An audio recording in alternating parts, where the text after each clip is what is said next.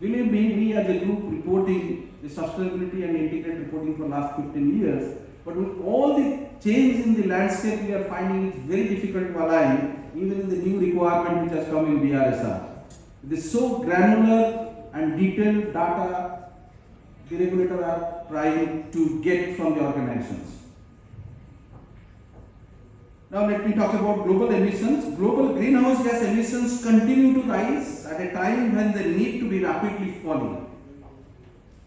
Global CO2 emissions from energy combustion and industrial process rebounded in 2021 to reach their highest ever annual level, a steep 6% increase from 2020 level, pushing emissions to 36 gigatons as per the IEA Global Energy Review. Emission increased by over 2 gigatons from 2020 level. Just to make a sense of what these figures are, we have to deal with a carbon budget of around 500 to 600 gigatons to keep us in 1.5 degrees trajectory.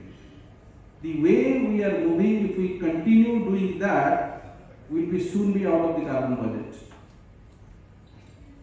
Global CO2 emissions from the industry sector rebounded back to their 2019 level, driven by increase in both advanced economies and emerging markets along with developing economies. The rebound of global CO2 emissions above pre-pandemic levels has largely been driven by China. However, CO2 emissions in India rebounded strongly in 2021 to rise 80 million ton above 2019 level, led by growth in coal use for electricity generation. Coal-fired generation reached in line with high in India. This was in part because the growth of renewables slowed to 1/3 of the average rate of the previous 5 years. We talked about that we are increasing.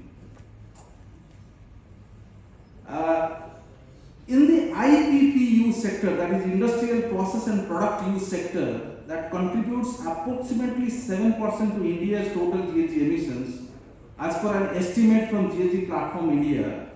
The cement, iron and steel, the chemical industries account around 89% of IPPU sectors.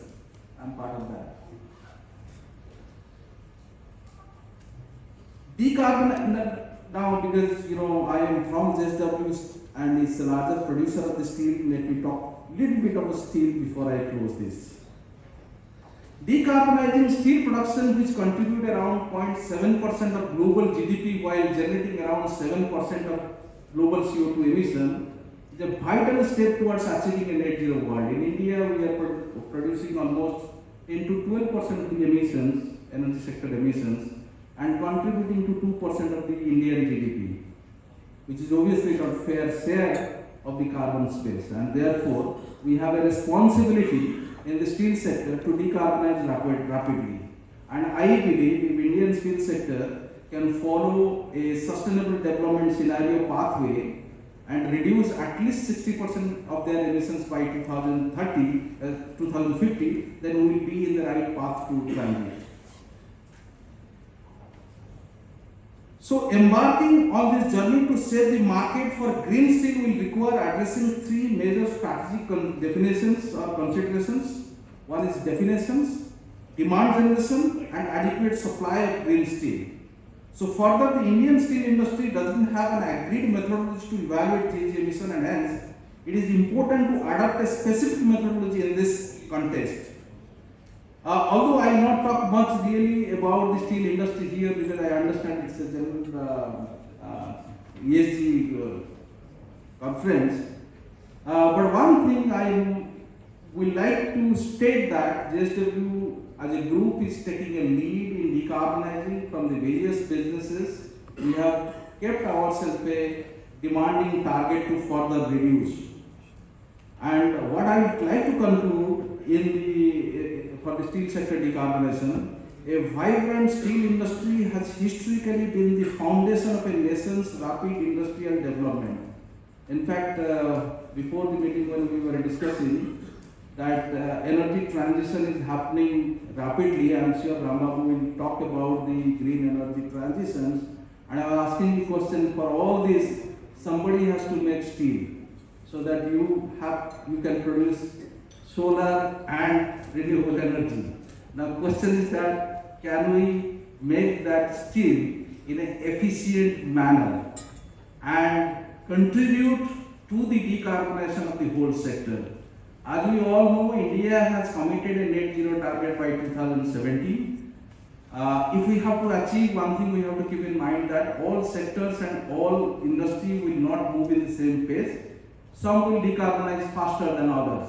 So we have to keep that in mind while we are putting our strategy. At the end, I think it has been a long keynote. Thank you very much. All the best.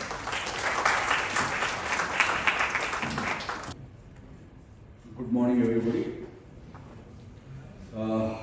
This is the, we are deliberating on E, S, and G, and how this has become extremely critical for the businesses and especially coming from the investor side. I would like to spend, even though the ESG deliberations are rightly and to some extent not so rightly are dominated by climate change discourse, I would very intentionally spend some time on ESG per se and then come to climate change discourse, which is more urgent, and that is the reason why everybody is speaking about it as much. I always wonder which investor does not want the business where he is investing in to be sustainable. In fact, more he is a family-oriented business, he wants it to be more sustainable. He wants to pass it on to his next generations, the business side. So, which business doesn't want to be sustainable and which investor doesn't want to be sustainable? But more importantly, the reason why the sustainability or E, S, and G became much more important to the investors is basically because more and more investments started dominated by your money and my money, which we are investing for our future, which we are saving for our future. A pension fund managing its capital and trying to put in one industry in India, another industry or another business in US is actually managing the money of you and me, and which is our pensions, which is our life insurance, which is our saving. Okay? So more and more capital that got dominated by the long-term interest, okay, and long-term returns, and the businesses started having quarter-to-quarter view of their earnings. So that came into conflict, and as more and more shareholders started demanding the safety of their money, the long-term returns of their money, at the end of the retirement, what will I do? Will I be able to get my money or not? These are some concerns which a number of investment groups started raising. And then came the whole issue of long-term returns vis-a-vis the short-term returns. Short-term shareholder value is absolutely important, but then not at the expense of long-term shareholder. When you maintain an equipment, you can always maintain an equipment, keep the uptime, okay, hour to hour, day to day, month to month, at the cost of its long-term health. So it's possible in maintenance. It is possible to do a business where the quarter to quarter, year to year returns are wonderful, but it is so short-sighted that after 5 years that business cannot sustain, or 10 years the business cannot sustain. So it becomes, just as much you are operating an asset or you are managing a laptop, etc., the short-term versus long-term challenges are there. And as a whole in the world, what really happened is that the long-term started becoming shorter and shorter. What I meant by saying is that the climate change, what you thought will come after 50 years, you started seeing. Some changes that you thought we'll see after many, many years, the growth. Or another way of looking at it is that the way the GHG accumulation has occurred, whatever that has occurred over something like last 20 centuries, okay, we have a GHG accumulation in 1 century much more than that, and the last decade much more than that. The speed at which we are accelerating and growing, okay, is creating a challenge. Hence, the long term became medium term or short term. Then everybody started seeing the results of not taking action which is in the interest of the long-term shareholder value. And that is the reason why the ESG became much more focused, and rightly so. And most important of that ESG part is the G part of it, which is the governance part of it. The governance part of it is that the board, which is the stewarding your capital and my capital, your savings and my savings, my pension fund, the board which is stewarding that, is it capable of doing that? Is it completely understand what is its purpose? Okay, is it going to create a long-term shareholder value or compromise along with the management for short-term shareholder value? I think the G becomes extremely important component of the ESG, and rightly so. A number of investors are focusing on the G very, very, very carefully. And now a little bit I'll come down, because I will spend a little much more time on climate. Before doing that, okay, let me even talk about the S part. Yes, S part of it is diversity, equity and inclusion. For example, diversity, DEI, diversity, equity and inclusion. The business is not going to run for a long time. If the business is not going to retain its employees and retain the right talent, not retain all the employees, but retain the right talent, the business is not going to last for longer term when there is almost like a war for talent on the business arena. So it is very, very important for the investors to understand various policies of the business, that how is it going to manage its employees, how is it going to manage its supply chain, how is it going to manage its products. So as far as the product is concerned, I have another take on it, in the sense that we will talk about it later at a circular economy stage. But what is more important is that even the product, is the product causing harm to customer health and safety? What is the product doing? What is the level of delivery, service delivery, value delivery that it is doing? Even though product is able to sell today, on a long term, will this product sell? Because it is actually harming the customer. It is harming, not creating any further value. So it is very, very important for all the investors to look into your, I am coming in reverse. ESG, I covered G first, and then I came to S. And there are multiple factors on the S also. I think the other speakers even talked about some of those factors, are absolutely important. Right? Now, let us come down to E part. The E part of it, in this E part of it, two things that are being talked about by everybody, and rightly so, is the climate change. The next is the circular economy. So I spend a little time on both of them, climate change and the circular economy. Why should the investor be bothered about that the climate change, the physical climate change is occurring, and whether your business will be able to manage the floods that can get created on your site?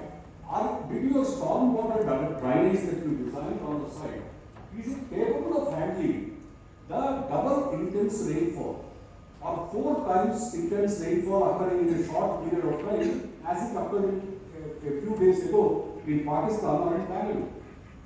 So will you be able to handle that stormwater? And I'm talking about smaller operational. Are you able to do that?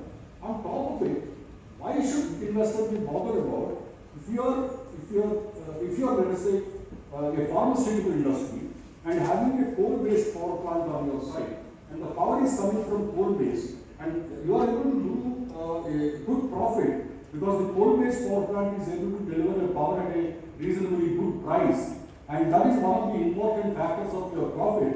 So investors should be bothered about, is this profit sustainable? So he is simply bothered about it. For example, if you all can recall, almost early in this decade, the end of the previous decade, Lord Stern has written a treatise called Unburnable Carbon. He looked into the listed entities on the London Stock Exchange and looked at their valuation and found that much of their valuation is actually coming from carbon, which can never be burned if the global warming is limited not to 1.5 degrees centigrade, and he said 2 degrees centigrade. A lot of unburnable carbon of a Shell or of a BP or something like that is all listed on the London Stock Exchange, and we all give a nice value, tick, tick, tick value. And if the unburnable carbon can never be harnessed, then the value of the London Stock Exchange listed companies will almost come down by 30% and 40%, up to 30-40%. So, as an investor, I should be bothered about it. If the whole energy transition is leading there, what will happen to these guys whose value on stock exchanges is so high? Okay? So, it's extremely important for us now to be able to mitigate the global warming, that we need to get to a significantly reduced carbon space by 2030 and almost reach to net zero by 2050 at a global level, and some countries may still afford to reach the net zero by 2070. But this is going to be a huge challenge. The challenge is, one side is the challenge, the other side is an opportunity. I would like to be very short on this particular issue. For India, countries like India, energy has never been an opportunity. Energy has always been, you have coal, but oil and gas always need to be brought from outside, and it has a challenge on foreign exchange, it has a challenge on the kind of relationships that we have on external relations, etc. So the energy has never been a sweet spot for India. For the first time, okay, with the renewable energy coming into the space, the energy is becoming a sweet spot for India. It's sun, it's water flow, it's wind, it's many other natural resources, including the biological resources, can now be harnessed to meet, not only to generate the renewable energy, but also to store that renewable energy, variable renewable energy, convert that into a dispatchable energy, and use that dispatchable energy into an electrolyzer and produce green hydrogen, and then produce from there possibly green ammonia, green molecules, green chemicals, and green fuels, and mostly avoid the kind of imports. Imagine this whole transition, energy transition, the geographical, political advantages and disadvantages are also going to change. So India is at an extremely nice sweet spot today to be able to at least plan for, think through the way that we can become energy independent. The Prime Minister of India has already expressed his ambition to become energy independent by 2047.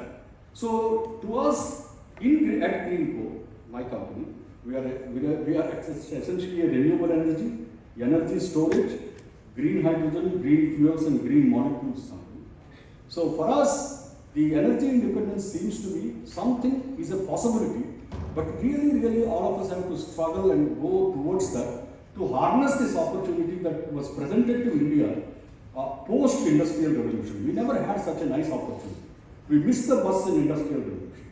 Another important point I want to point out here regarding the disruption it can cause is that last many years, what we have seen is a information reorganization. 10, 20, 30 years. This is what we call as digitalization, this and that. It has really changed our lives, the way we do our business. The next 30 years, till 2050, we are going to witness the energy reorganization and materials reorganization. Energy and materials reorganization. The materials reorganization will be driven both by decarbonization and also circular economy. The energy reorganization will be mostly decarbonization. So when I or 50% of the steel not from the nature earth and 50% is recycled.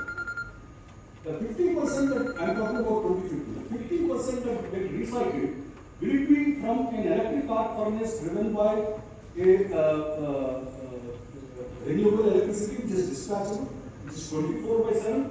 Look, these are the kinds of possibilities we are seeing in the material reorganization. The way we do cement, the way we do steel, the way we do aluminum, zinc, and the way we do pharma, chemicals, food. Most of these things have to change because you need to not only decarbonize but also reorganize the materials. And materials reorganization, especially the circular economy, is going to almost account for 30% to 40% of the last decarbonization challenge or net zero challenge.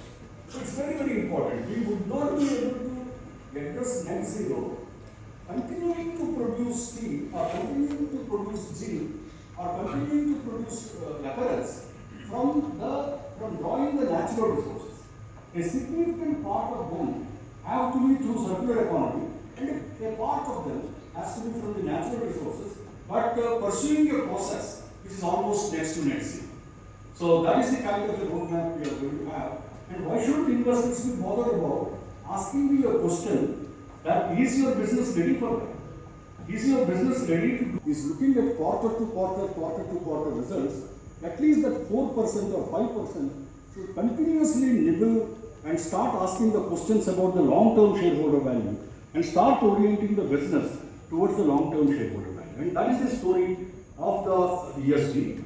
And the only entity that can actually steward in ESG in an organization is its governing board and nobody else. So it's absolutely important, the G part of it is very, very important, to be able to steward the S and E performance of the business, which otherwise can be bothered about quarter to quarter results.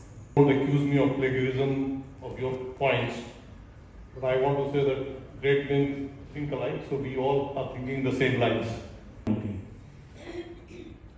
Even though the acronym ESG was coined in 2005, but it is only after this last 12-14 years that you are suddenly seeing that world is waking up and individuals are waking up and the corporates are waking up to this great acronym ESG. Earlier in India we had a concept of CSR, which is probably like a subset of ESG today. And it has almost like faded away. Today, CSR is like a mandatory with your balance sheet item. So the new word is ESG. Governments and corporations have realized that aspirations of the populations are growing rapidly, but running a business means having to be on the right side of the planet, which you all agree, I hope. This realization is being driven by new realities of growth disparity between the rich and the poor. Climate change is getting closer to home every year, which my previous speakers have also spoken about. The climate change can be so disastrous. There are a couple of countries in the world who believe that by 2050 they may cease to exist on this planet. Maldives, Mauritius, they could be underwater. So that is the quantum of disaster waiting to happen. And we should not feel that we are all safe. Increasing catastrophic climate events are causing destructions every year. Gender equality is coming into focus across the world, and corporate governance failures are increasingly become common. And therefore, the word ESG becomes extremely important as we analyze each of them. From 90s to the 2000, especially let me talk in context of India, more or less of Europe and US, who evolved much before us and therefore who tried to impose a lot of things on us, what they have done in the past. But let me look at India, and today I focus more on India rather than trying to talk of global perspective on ESG. We had peak emissions in the last 3 decades or 4 decades. 90s, 2000, thermal was the only power what we believed in. And corporations took a very narrow view with the board level committees responsible for environmental, social issues, essentially being non-existent. But as the turn of the century happened, increasingly the governance, ethics, transparency, integrated issues became more commonplace. And why so? Because you started getting funds, started getting investors, you started growing. And the people became more evolved as they got a social media platform to know what is happening, what is right for them and what is wrong for them. So all of you individuals sitting here got more enlightened about your rights, if I was using that word. ESG can cover a wide range of topics, including corporate governance practices, labor practices, sustainable business. Sustainable is another word which is so widely used without we understanding the actual meaning of that word sustainable. And it can be used anyway. Carbon dioxide emissions. Growing amount of research demonstrates a favorable relationship between ESG performance and financial performance. There is no doubt about it. Or for that matter, value creation in any business. It is so important for any merger, acquisitions, takeovers. But the fact is, in India, if I talk of top 200 corporates, which may be today focused on this acronym of ESG, with proper reporting, board level discussions, and actual implementation in their day-to-day businesses. The study says that even these top 200 corporations are just 30% of what we should do. And none of us sitting here, and Ashoka as forum represents many small and medium enterprises. What about them? There are millions of them across the country. I don't think so we talk about ESG here. Let us, even if we don't talk about S and G, we must talk about E over there. Now that should be our focus area. We all, in all the platforms, all the forums talk about the top 500 FTSE companies in the Europe or world, 1000 top companies around the world, and they have been started reporting and they have started doing it. Well, they all can do it and they can implement things because they've got large reserves. Everything looks at money. One of my previous speakers said it is all about money, and let me tell you this, even ESG is all about money. It is nothing, at the core of the heart, nobody is bothered about the S and E. They realize that without ESG, there is no money for the corporations. And for me, all the medium and small enterprises, you will face tremendous problems if you don't start focusing it now. From 2010, fortunately, the growth and prominence of responsible investing with brand reputation management due to ESG has started to become a business imperative for the corporates. And again, I'm saying when I talk of corporates, I talk of large corporations. So they are doing definitely much more than they were doing in the past decade.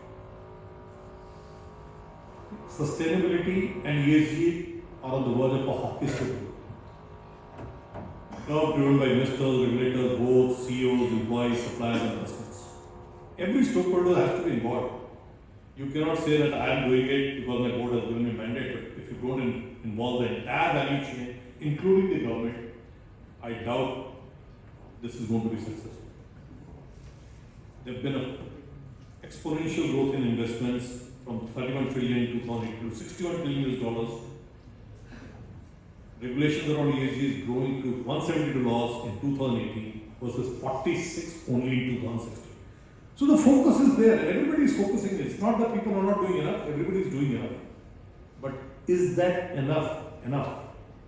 Or much more needs to be done? Like we need much more to be done on climate change. Or pressure tactics on you to take care of your carbon. We as human beings always are disciplined by force. We are never disciplined, never, I repeat, never disciplined by love. Even a parent, no matter how much they love their child, they use the stick when it is required to discipline. All the large corporations, why did they have the biometric system? They had to discipline the employees for coming on time. That is how it started. Later on, it got integrated into the HR system as a different thing. So I still believe that you have to have a carrot and stick approach to ESG for all large corporates and medium corporates. We would have to leave small corporates for the time being and give them a much longer road in doing it. But I still believe ESG is being driven by employees as much as the board, as much as the top manager. You have to involve them, and people should look for jobs which they believe will enhance their value in terms of the ESG. The investors have been talking of investing in ESG scores and companies which are compliant and all, but now I have seen increasingly a direct relationship between sustainable corporate policies and practices and performance. If you are delivering that, investors are more happy than just having a sustainability report, which my previous investor talked about, that they are very serious sustainability reports announced every year by the large corporate. Can you show the sustainability report? No doubt ESG is important today because the money which is coming from the ESG bonds, the green bonds, what we call them, or the investors, you mentioned about pension fund, they are all concerned about it. And rightly so, they are putting pressure on the corporate wherever they are investing. There is no doubt about it. But end of the day, they have to look at the overall economic metrics of what they are investing and how they are investing. We have to do much more. You know, there was last year, 2006, only $1.3 trillion has been raised to supply of green loans, of which $1 trillion has arrived since 2016 as business adopted green purchasing. You announced it, but actual money came in much later. Let me talk about the boards. We have practices, SEBI and regulators in India are doing a lot. You've got an NRC committee, you've got an audit committee. Where do we have an ESG committee on the board today? Any board which has an ESG committee, as good as mandated by the law, the company affairs, and I would request Mr. Garg to throw some light because he's been in the finance ministry already. Do we have a mandated ESG committee on the board? It's high time we had one. The boards have to, link purpose with strategy, tying the two together in light of ESG. There are various frameworks. I can't want to go under the SCORE framework or whatever it is. There are many frameworks. If the corporate want to adopt, they can do it. The KPIs of all the top management have to be aligned to the ESG scores. As somebody said, ESG scores can be different. Well, let the corporate create an ESG score and let it be audited. You got audits, let it be audited. Let a framework audit be created by government, and the auditors will take care of the rest. But the compensations of all the top management, including the board of directors, should be linked to what they have done in the ESG. For me, E is much simpler to do compared to S and G. G is a problem because the people who frame the policies are actually governing it, and therefore they need a leeway somewhere or other. I have been a CEO for 15 years and I know it. The biggest sufferer in this has been S. I think so. The boards and the corporates have not done enough on S. We are doing it. We adopt a village, what foundations, we do it, not as corporates. There's a wide range of activity under S, which probably it's difficult for corporates to do it. But if they join hands, I think so. S is one thing which is going to hit them back if it is not addressed today. You are dependent on that S, that social fabric of your society, the social fabric of the environment needs to be handled with kids' gloves. So that is something which we must do, and the role of the top management must be aligned with what KPIs board gives to the management. You cannot just hide it away and say that, okay, it is difficult for me to manage. Now, for all this to happen, regulators have to ESG regulations which are practical and give a slightly long rope. You cannot do it overnight. We have given enough long rope. Let's target that 2030, everybody in the world will be relying on these ESG regulations and policies. Normally E comes first, but for me, S and G is important, cannot be left. G has caused a lot of heartburns across the world. We've had a lot of crises. Subprime crisis created a social upheaval across the world. People lost jobs. But that was more of a governance failure than an environment or a social failure. Investors therefore play a crucial role in monitoring the governance, monitoring the environment. So I at least would put a recommendation ESG needs to be developed into a balance sheet item. It should reflect as a loss or a profit on your balance sheet, and the government has to work out on a score, on a value of that score. If you are in that value, you can add so many dollars to your balance sheet, and if you are not, you have to show a line item which is a loss. Automatically, everybody, the board and the management and everybody will get aligned, including the team. And therefore, this S will also get aligned. You have to assign a monetary value to S. And nobody, I again repeat, the biggest thing is money. You assign monetary value, everybody will fall into it. Well, we've been all talking about the role of governments, corporates, NGOs, and so on and so on. What about the role of common man? Nobody talks about that. Do we know that all the disasters which happened in last decade, 50% of the disasters were man-made? Man is responsible for 50%, 8% of the disasters, hurricanes, whatever is happening in this world. Therefore, each one of us sitting here has a responsibility. You know, when Abraham Lincoln talked about government, I would like to say that the only planet is Earth, and this is of the people, by the people, and for the people. Therefore, the individuals have to be prominent component and also need to be made accountable for E&S through their actions. Thank you.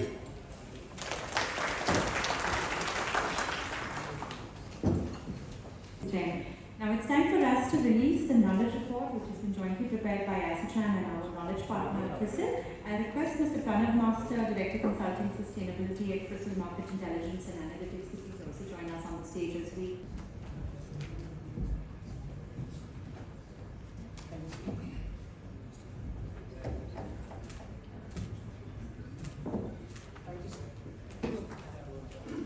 Thank you. And with that, we come to a moment.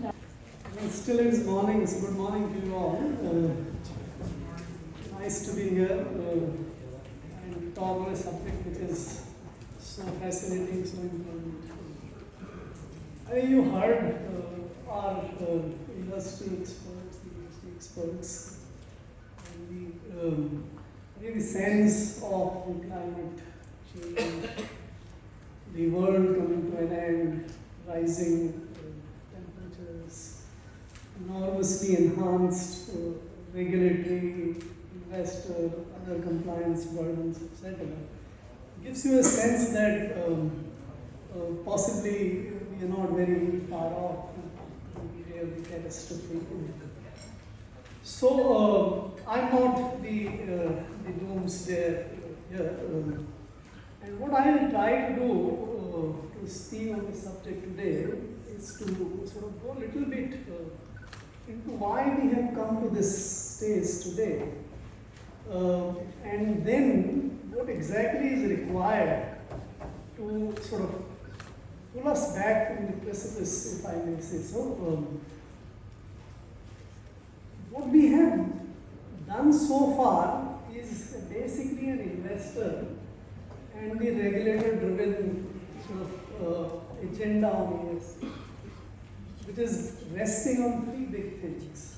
It is compliance, reporting, and the rating. That's all the world which is today the ESG world. I don't think seriously the government, the companies, businesses are too much interested about the sustainability as such. But it's not a bad thing. The business is to sort of produce goods and services and make profit for everyone. That's the business. If there is no profit at the end of the day, there is no point in doing it. Nobody will do it. You're not in charity. Right? And therefore, if the ecosystem or the accompanying conditions in which we do a business makes you to earn profit at the cost of environment or at the cost of sort of equity, which is basically the S part, or doing bad governance practices, I think you can do it. And you would like to do it. 99% of us would like to do it that way. And therefore, if you look at it, basically, fundamentally, much of the, and I think there are three key sort of concerns on the environment front. One is this carbon, which all of us talk about. The second one is the pollution, which not many of us talk about, but is the real concern for a country like India. If you're living in a country where 17 out of 20 top cities in the world are the most polluted city in the country, I think you should be bothered too much about pollution. Delhi winters are coming, and what the kind of hell Delhi becomes on account of pollution, not on account of carbon. That way is something I think we should all be worried about. Pollution is local, carbon is global. So the pollution is also something which is an extremely important element of the climate or the environment which we should be worried about. And the third one, which is now acquiring some traction, is the waste. The circular economy concept is basically on the waste management, where we have sort of polluted our rivers, seas now, plastics, so much of the solid waste, the mountains of the waste outside the core of Delhi here. So these are the three key concerns on the environment side: the carbon, the pollution, and the waste. And these have come to be where we are because the policies which we pursued or the business model which we pursued. See, the population rose, and the requirement of production of goods and services rose very high. 200 years back, we were only one sort of billion people. Today we are 8 billion people.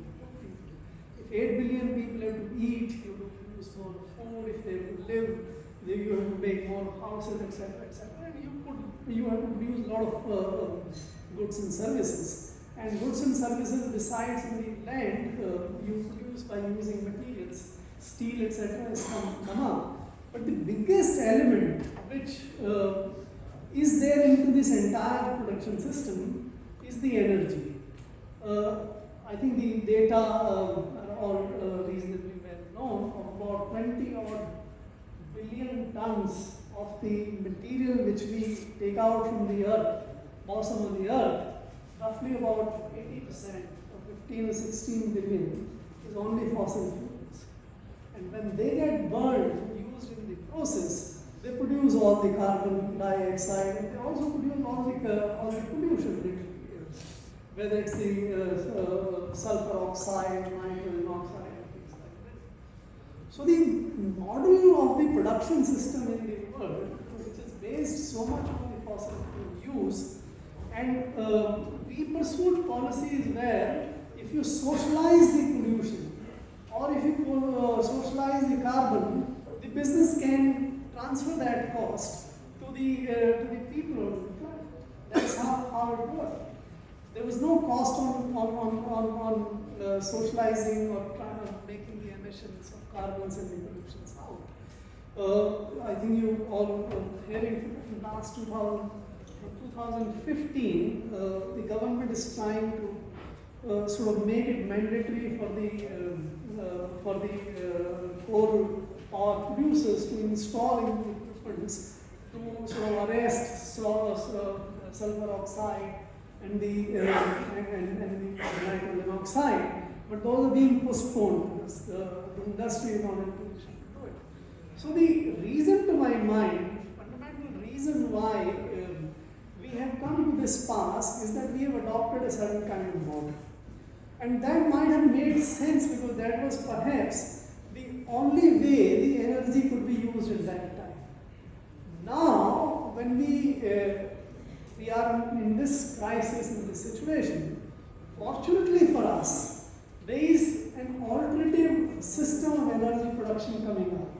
Hydrogens, the renewables, wind, solar, and pumped hydro and many other things are coming up which make make the use of energy, alternate energy, equally efficient and perhaps quite competitive.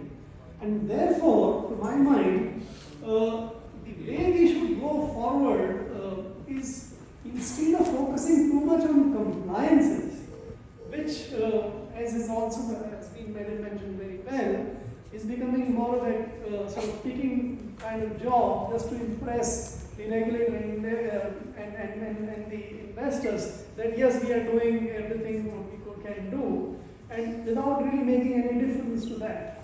And it's very important to adopt the right kind of strategies and the right kind of policies to make that transition, the change happen. Otherwise, like it was mentioned, that in the industrialization bus we missed. We missed industrialization bus because we adopted wrong policies. We sort of reserved the entire production of basic metals and others for the public sector. We did not allow private sector to come in. And a lot of policy choices, small industry reservations, etc., that made us most or quite uncompetitive in the industrial space, and we missed it. But today, the two big waves which are coming up and offer the big opportunities, the wave of digitalization and the wave of environmental production, which is mostly of energy, if we get the right kind of policies adopted, we can perhaps catch this bus very, very well. And for that, let me just illustrate what we can do and what we are doing. Energy is cost to most of the businesses. Globally as well as in India can use, to extract oil, gas, using the carbon which is captured by other industries. So yeah, I completely agree. I think, it's the way one looks at it and how one can capitalize on the opportunity that is available. So thanks for your inputs on that. My next question is to Mr. Ashwin Badri. So, Mr. Ashwin, I think as we understand, you run a business which looks at testing and auditing of water, air quality, food, etc. If you can give us some perspective around, what are the kind of clients that you're working with, what sort of requirements do they come to you with, what are some of the approaches that they are using to decarbonize? If you could shed some light on those.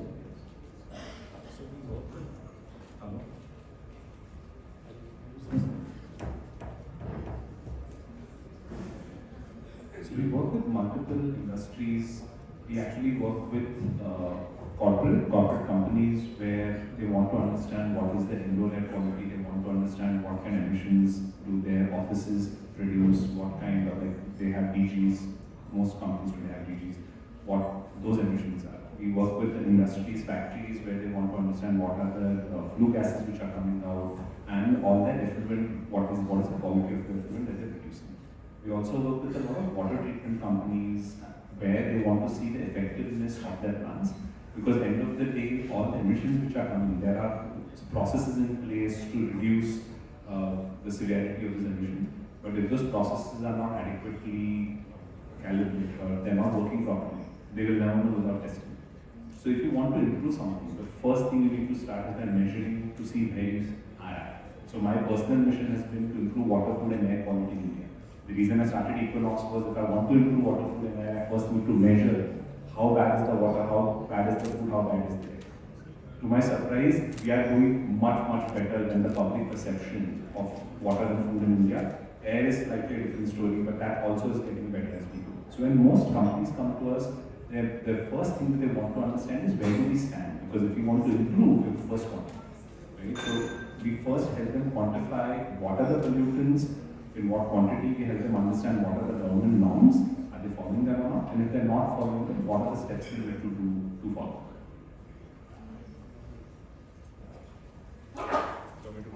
I can go deeper in this. So thanks for that shedding light, and great to hear that we are doing much better than what we, what others may actually perceive. So that's quite encouraging. My My next question is to Ashutosh, who looks at the mining side of Hindalco from a sustainability standpoint. So Ashutosh, if you can throw some light specifically around how is it that you all are managing emissions on the mining side. Maybe if you want to focus more on scope 3 upstream and downstream emissions in terms of how is it that you are managing that. Do you also think digitization can play a role there? You can throw some light around that. Thanks. Thank you. Good afternoon, everyone. So, before starting the mining, before going into the mining operation, I would just like to tell about Hindalco. So, as aluminum production is highly energy intrusive process, so and in India, the major requirement of energy is fulfilled from the grid. It is based on electricity, and electricity comes from grid. So, grid requires coal because coal for thermal power. Now, merely replacing a coal with any alternative fuel, for example, a natural gas or something, is not possible at this point. So, we cannot just replace the coal and change all the electricity and requirements to be based on natural gas or renewable sources. We cannot just do it. So, the smelters and all require continuous power. So, they need electricity. But what we are doing in that in Hindalco, talking about some digitalization, we have converted many smelters like in Aditya. We have made some new technology which is AP36 technology. So replacing, so we are doing just small interventions for achieving some big target, because we also have made a SBTi commitment of achieving our net zero carbon by 2050. And if we make a commitment, then we possess some reputational risk. So we have a target. We also have made a roadmap, 5 years roadmap for achieving net zero carbon, which is currently we are going for energy efficiency, like I told, AP36 technology, many more we are doing. Then we are doing energy mix utilization. We are going for renewable sources, like we have a target of 300 megawatt of renewable energy generation by 2025. So currently in 2022, as of now, if I tell you, we are already achieved 100 megawatt of renewable power sources. So 18%, as you can say, we have achieved this. Now talking about the mining business. So mining business consumes only, emits only less carbon compared to carbon and aluminum business, because if I tell you, in Hindalco, we emit 276 million gigajoule of energy, and majority 96% is emitted by aluminum sector, 3.6% by copper business, and only 0.4% is by mining sector. So mining emits just some energy, and so the carbon emitted is very less. But we are developing plans to go for zero carbon emission in the mining sector. We also have developed sustainable mining charter, in which we have a detailed plan on how to go for zero carbon emission.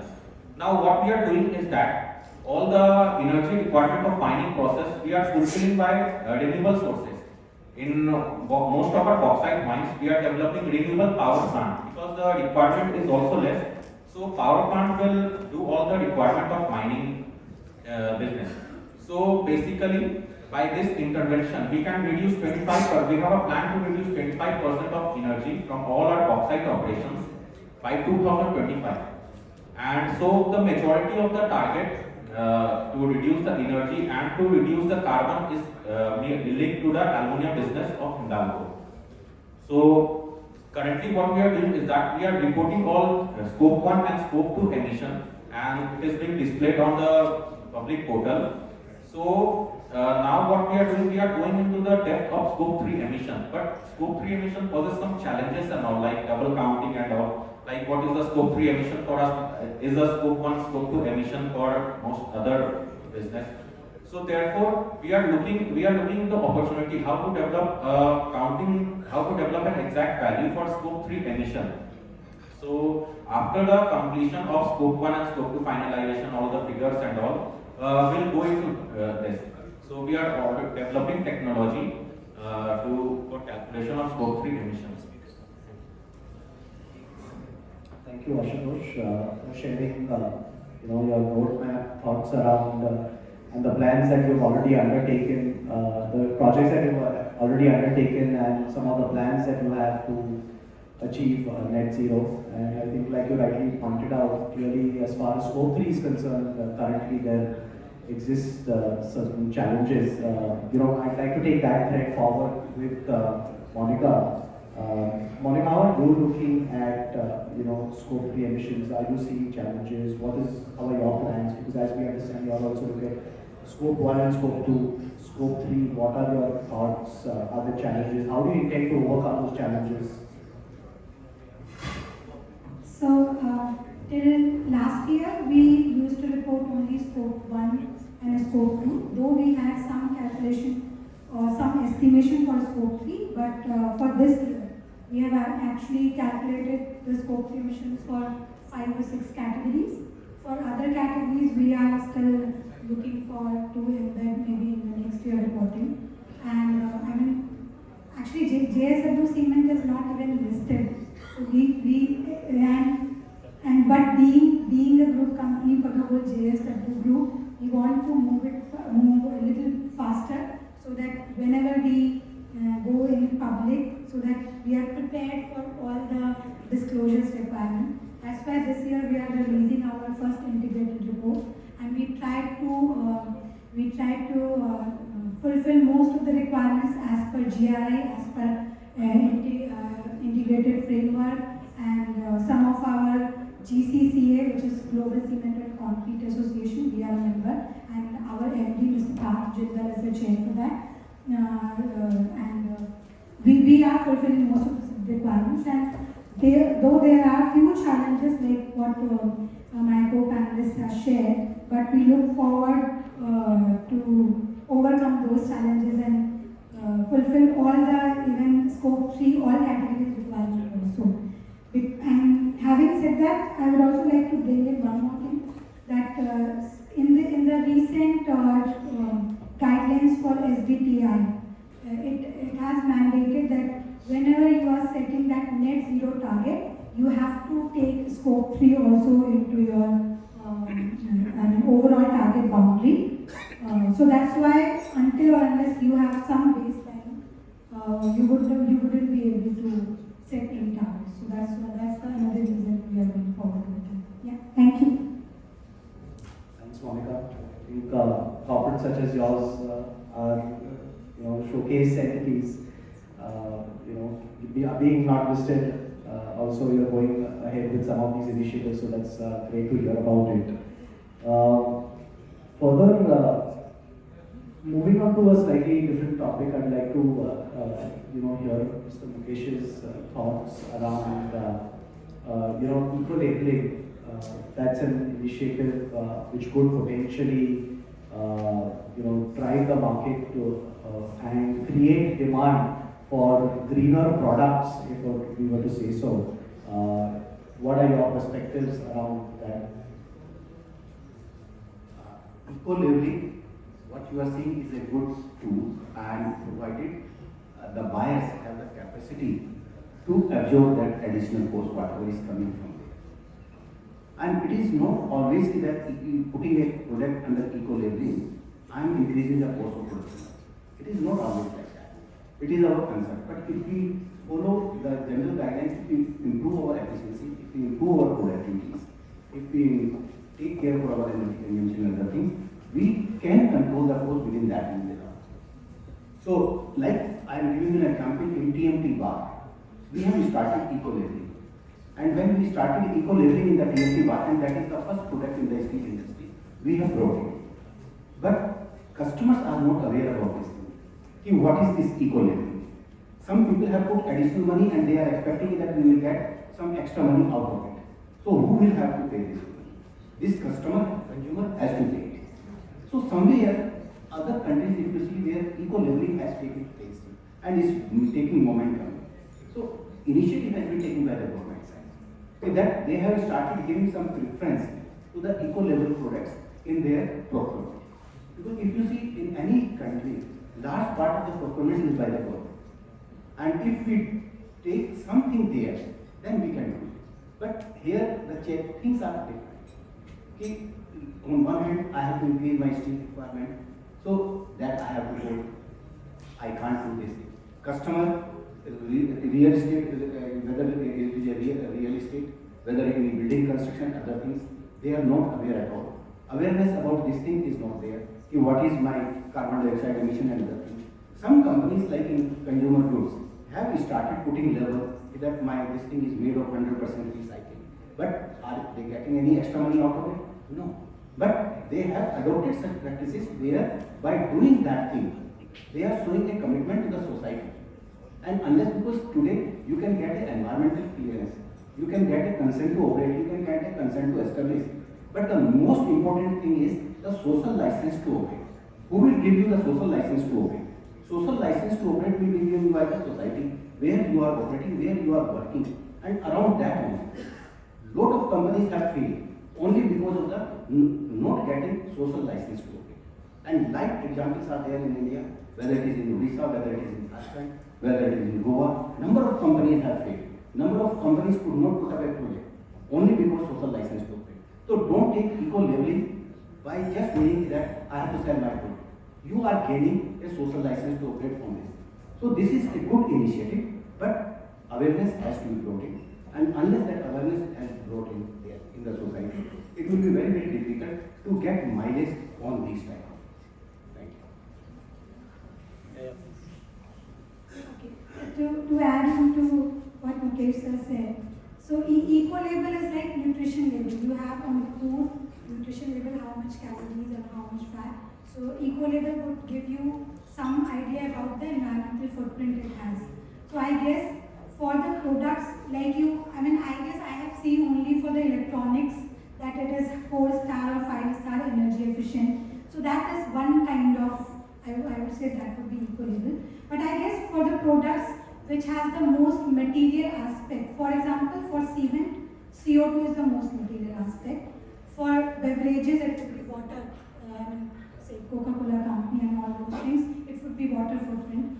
So for those products, I guess the most material topics should be made mandatory for all kind of those products, that how much this cement has, how much carbon footprint this cement has, or how much water footprint this bottle of juice or some beverages has. So I guess that should be very mandatory. Thank you. Thanks. That's very relevant points. Ashwin, it's a related point. Would you also want to comment, since what sort of certifications or its expectations of clients? It's a related point for you. So in the last 2 years, any meeting I've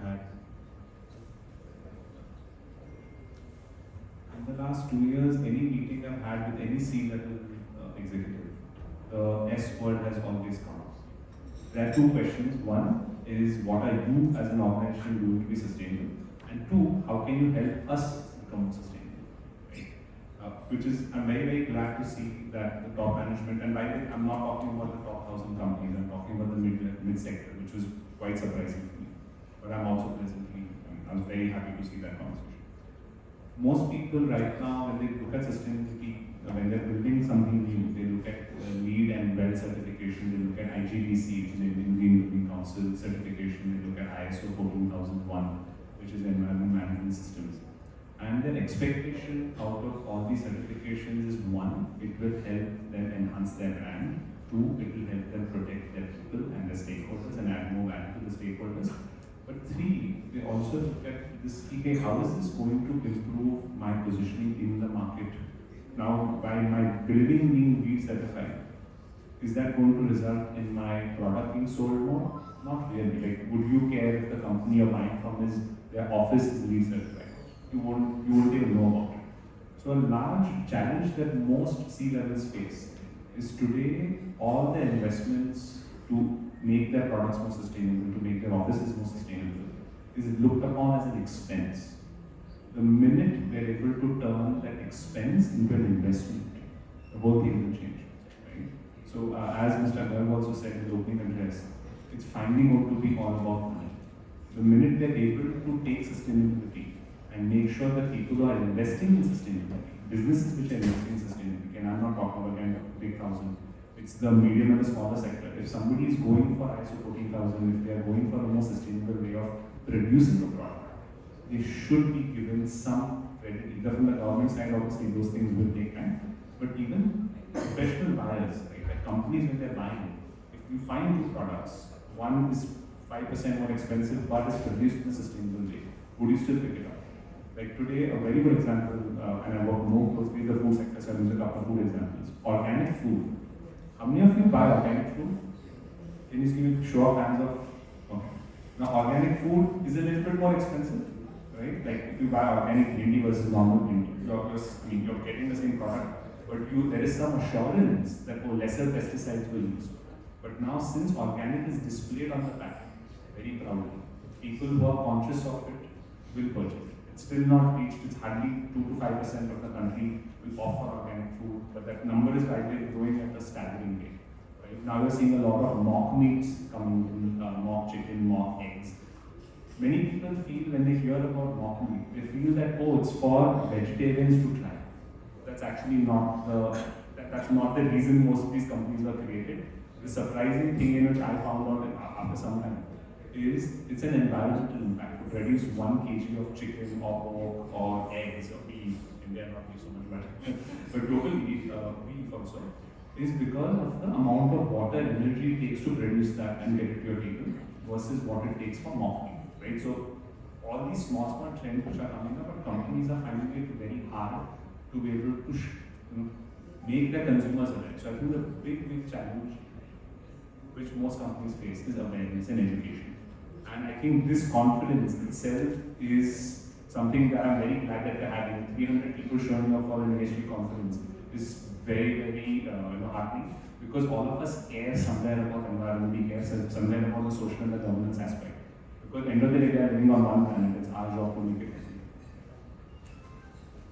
Thanks. I think I hear what people are saying on eco-labeling. Just to kind of round it up, I think clearly from a positioning standpoint, as I hear, it counts a lot, but there are clear challenges on it in terms of awareness, as I hear. The other big piece of eco-labeling is clearly what you got up, sir, is more on the recovery of those costs, because there has to be some premium, as we call it, on such eco-labels. And one can even potentially look at, mandating having some sort of green procurement to ensure that, these eco-labels get consumed. So, I think very interesting points around that area. I just move to a slightly different area on the internal carbon price, and I'd like to hear Ashutosh's view around that in terms of how is it that internal carbon price, do you think it's an effective tool, and is it being used currently at Hindalco, and what are some of the challenges, if at all, there are on utilizing this, because again, one will have costs attached to this, and recovery of those costs become important. So it'd be good to hear your perspectives around the internal carbon pricing as an effective tool to decarbonize it. Thank you. So, talking about internal carbon pricing, currently if we look at many industries, it is within the industry. So it is an internal project for a company, internal carbon pricing. Now, just to start with internal carbon pricing, I would like to say that, talking about Hindalco on an annum emits around 26 million tons of carbon dioxide. So, how to measure carbon dioxide? Are we really doing good in terms of carbon dioxide, in terms of emitting the carbon dioxide? So, what we have done is that internally we have done internal carbon pricing. So, it is a plan till 2050. What we have done is that, as of now, we have placed $31 price for 1 ton of carbon in this decade, 2030. From 2030 to 2040, the price of carbon, we have slightly increased the price for internal carbon, which is $43. And coming to the 2050 to 2040 to 2050, the internal price for carbon is around $59. What we have placed internally.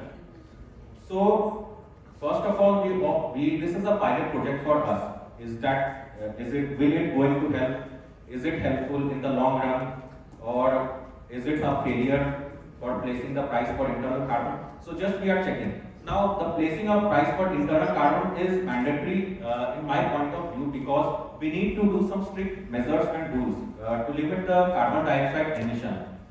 So by this internal carbon pricing, it will add to our current cost. It will add, and if the amount of carbon dioxide, which is 26 million ton as of now, if it gets reduced, then also the price for carbon, also our net profit will also be affected from it, because the net profit consists of the cost which comes from internal carbon, which comes from the emission of carbon.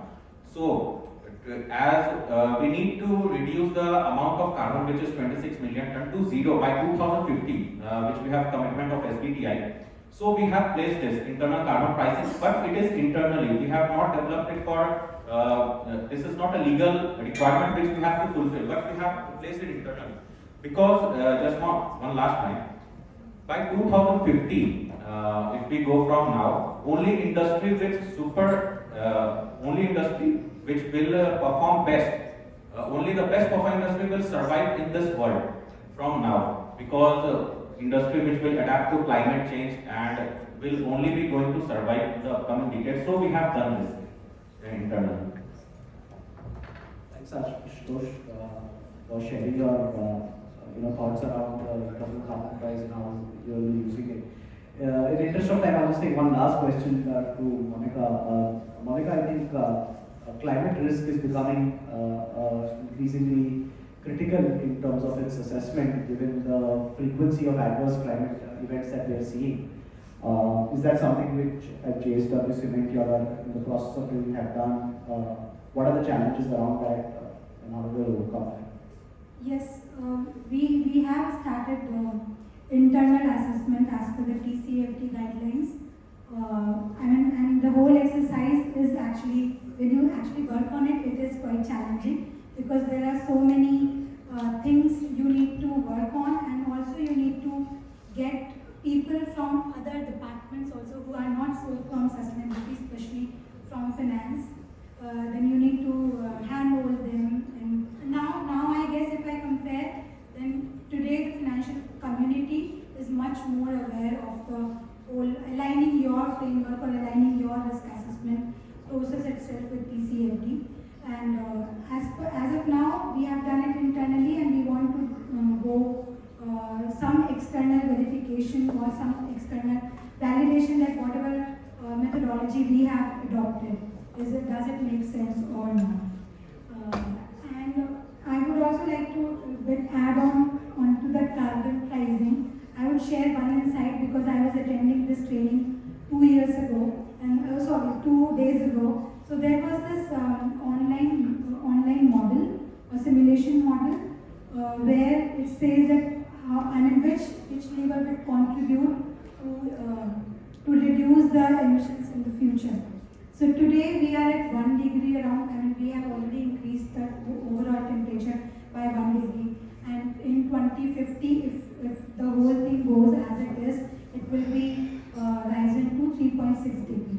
And there was this tool on carbon pricing. So if you price at carbon at the rate of $50 per ton, the overall emission were reducing from 3.6 to 3.3.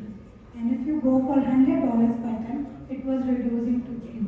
So I don't know about the whole authenticity of that model, but in that training, that was quite an insightful thing. And same goes with coal replacement. So if we stop today all new coal power plants, it would result in reducing that emissions or the degree Celsius from 3.6 to 3.2. So, thank you. Oh, thanks for sharing those thoughts. I think very clearly, I think it's a matter of time when even the banks and financial institutions start computing this and kind of start pricing it into their lending activities. So I think those are the times that will become more and more interesting, and I think both financial institutions, corporates will start factoring some of these things in. So thank you all for sharing your thoughts. I think in paucity of time, I'll just open the floor for In case there are any questions, we'll be happy to take a couple of them.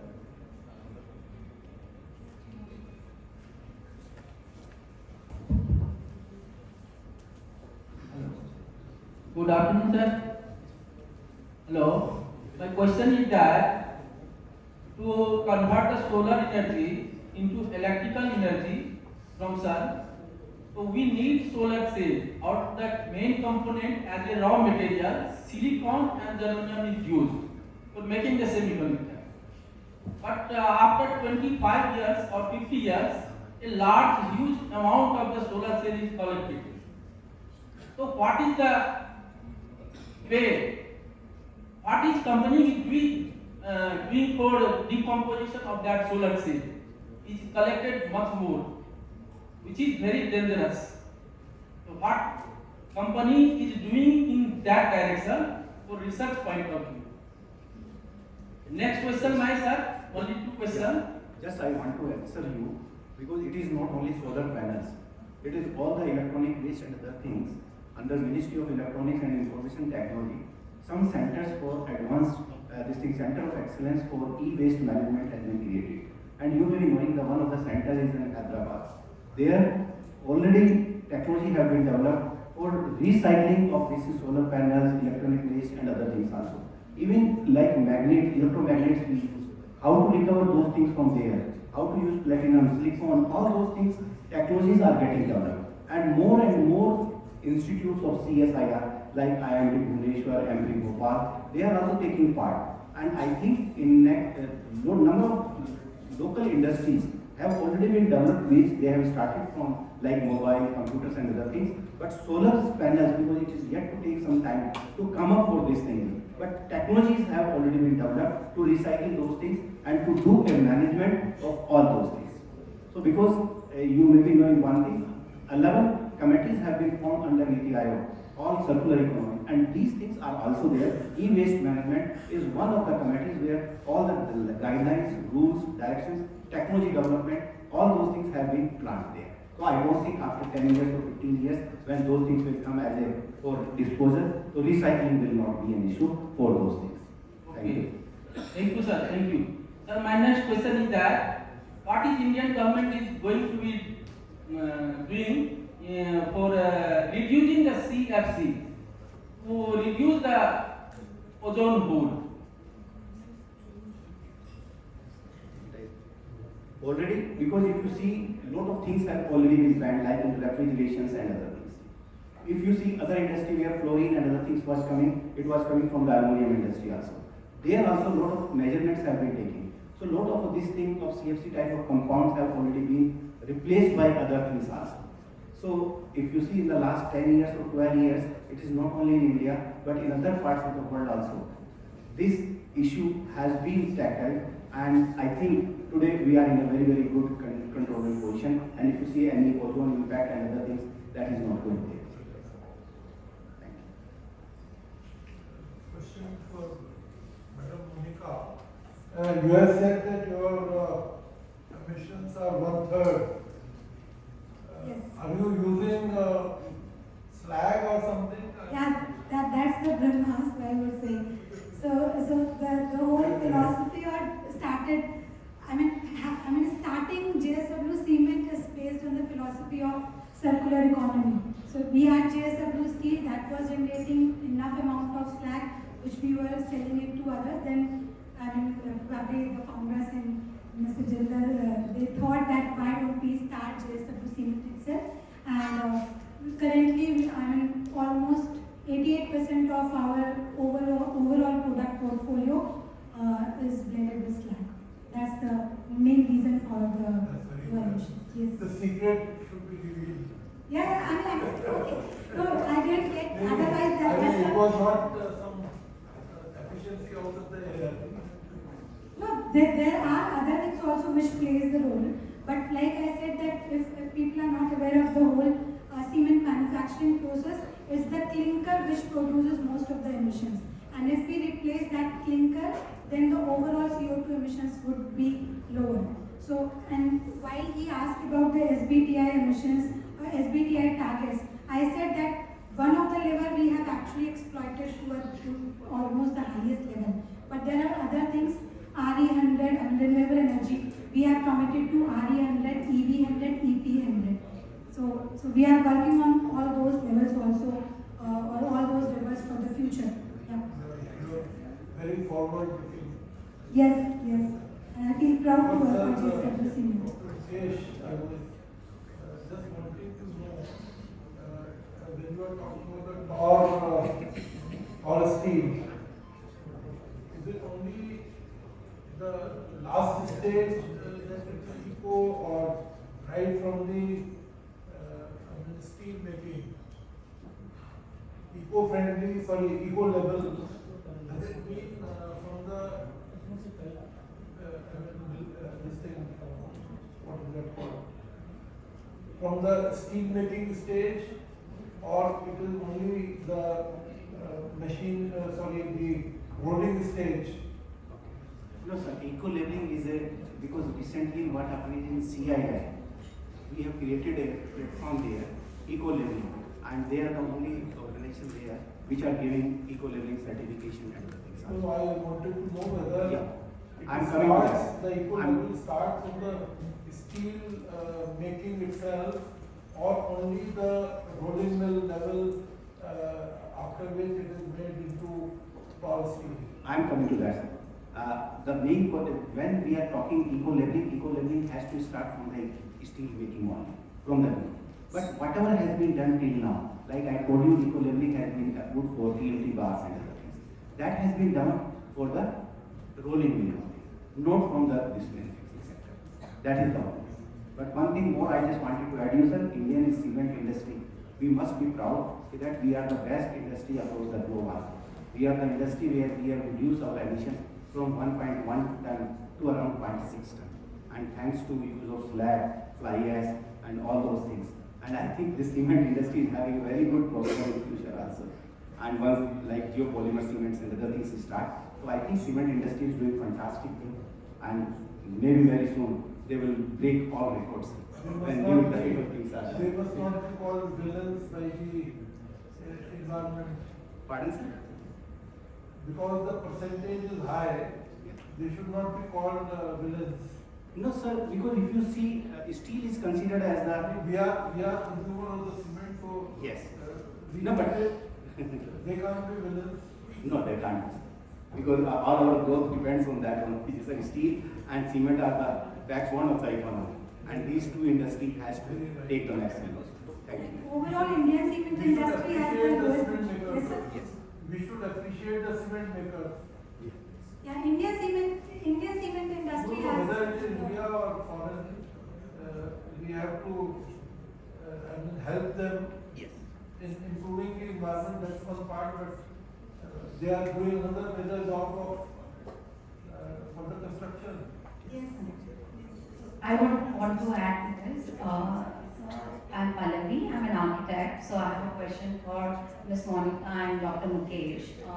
As far as we talk about infrastructure development, two major materials are cement and steel, okay? So as an architect, when I want to opt for a more sustainable material to use, so cement also has a greener version to it, that's called green concrete. And steel also has a more sustainable version to it as a cotton steel.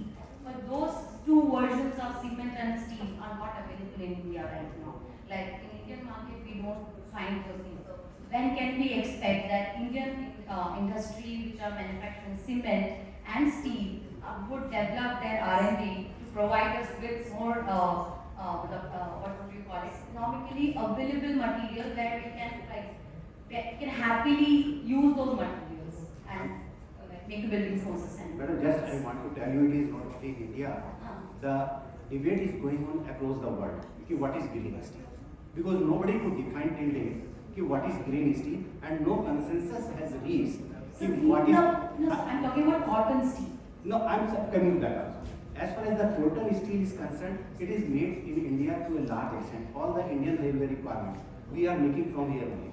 All the nowadays government is coming out with that all our shipping containers should be made in India.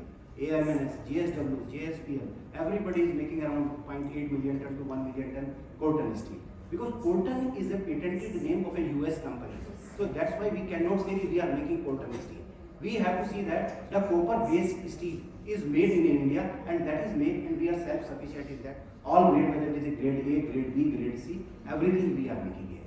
But as far as the green steel you have told, yes, we are doing, but in time to come, what we are doing, our main concern is, right now our strength of the steel is very low, 250 to 350 strength we are using. Whereas in Japan, people are using 790, 800 steel.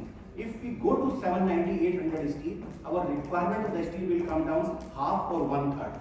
So we have to go in that direction, that we should reduce consuming less, but with the more strength, so that my carbon dioxide thing overall, it starts getting reduced. Now, on the pathway to sustainable tomorrow, transferring risk into opportunities. Now, that's what we're going to be elaborating in sustainable assets.